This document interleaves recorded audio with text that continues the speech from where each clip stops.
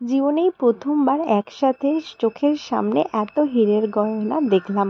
চন্দননগরের সবথেকে ভাইরাল আর ট্রেন্ডিং এবছরের দুর্গা প্রতিমা সেই পালপাড়ার ঠাকুরকে আজকে তোমাদেরকে দেখাবো। তো লাইটিংটা তো দেখতেই পারলে কত সুন্দর, আর প্যান্ডেলটাও কিন্তু অনেক অসাধারণ করেছিল ওরা। ওদের মণ্ডপে আন্দামানের জারোয়াদের যে জীবনযাত্রা সেটাই ফুটিয়ে তুলেছিল, আর প্রত্যেকটা কাজ এত নিখুঁত আর ডিটেলিংয়ে ছিল যে কি বলবো।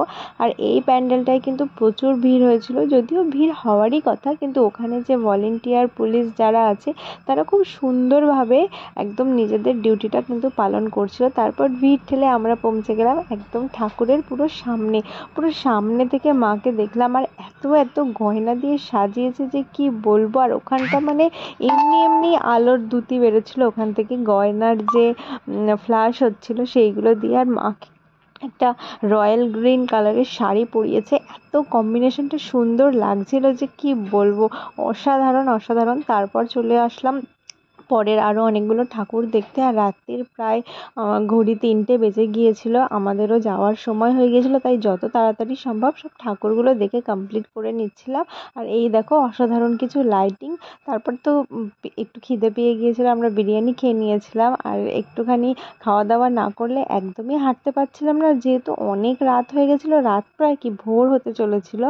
তো এই জন্য খাওয়া দাওয়াটাও সেরে নিয়েছিলাম, কারণ এরপর আর কোনো দোকানে খাবার ভালো পাওয়া যাবে না। তারপর আরও কয়েকটা ঠাকুর দেখে নিলাম চন্দননগর স্টেশনের ওই পারে গিয়েও আমরা কয়েকটা ঠাকুর দেখেছিলাম, আর প্রত্যেকটা ঠাকুরই অসাধারণ। তারপর আমরা হেঁটে হেঁটে স্টেশনের দিকে এগোচ্ছিলাম।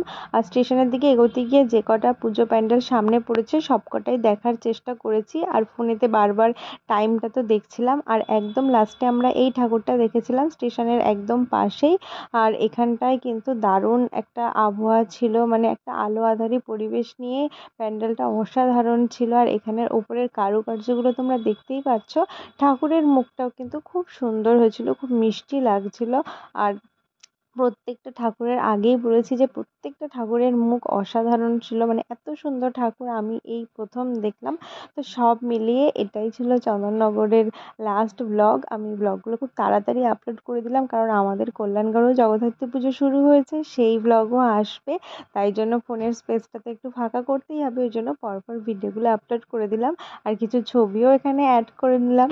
তো তোমাদের এই চন্দননগরের ঠাকুর দেখার ব্লগটা কেমন লাগলো সেটা কমেন্ট করে অবশ্যই জানাবে। তোমাদের প্রত্যেকটা কমেন্ট আমার কাছে অনেক অনেক মূল্যবান। আর দেখো আমরা ট্রেন ধরবো বলে স্টেশনে চলে এসেছি, আর প্রায় ভোরের আলো ফুটবো এইরকম আর কি অবস্থা। আর তারপর ট্রেনে করে যেতে যেতে আমরা যখন দক্ষিণেশ্বরে